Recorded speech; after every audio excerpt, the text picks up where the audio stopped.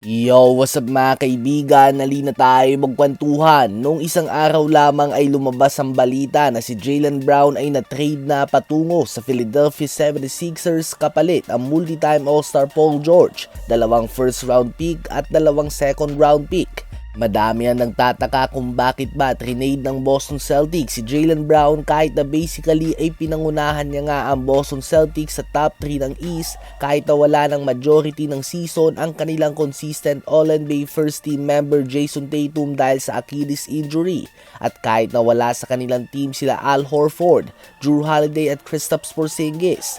Tatlong player nga ito na nagkaroon ng malaking impact sa kanilang championship run noon. Hindi nga malaman ng mga fans kung ano ba ang totoong dahilan kung bakit nila trinade si Jaylen Brown na nanggaling pa lamang sa kanyang best regular season performance kung saan nagtala ito ng mga average sa 29 points, 7 rebounds and 5 assists per game at trinade pa siya para kay Paul George na no offense subalit palaos na nga o lipas na sa kanyang prime.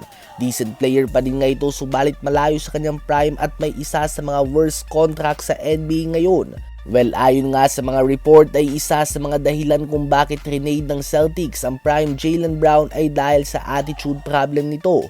Palagi nga daw nito iniisip na siya ang pinakamatalinong tao sa loob ng kwarto at nagre-resulta ito sa pagiging bastos niya at hindi pakikinig sa mga front office members, coaches at kahit sa mga kakampi. Isa pa sa mga dahilan ay noong playoffs ay nagsasarili na nga daw itong si Jaylen Brown at hindi na sumusunod sa mga play. Kaya naman no mag-joke nga ang Celtics ang kanilang 3-1 lead sa Philadelphia 76ers sa last 3 games ay may combined negative 57 na plus-minus ang former finals MVP winner.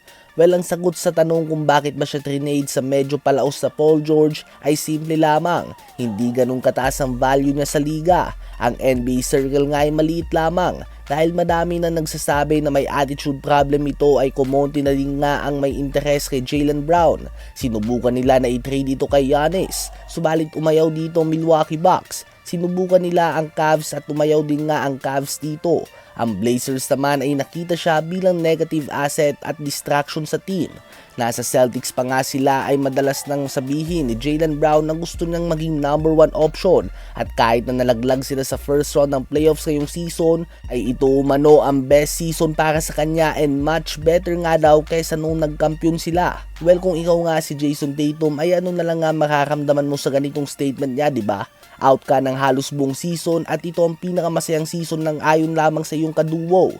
Ngayon nga ay may pagkakataon pa din naman si Jaylen Brown na lumaban para sa championship sa Sixers. Subalit ang kanilang chemistry nila Joel Embiid at Tyrese Maxey ang inaabangan ng madami dito. Ano ba ang masasabi niyo tungkol dito?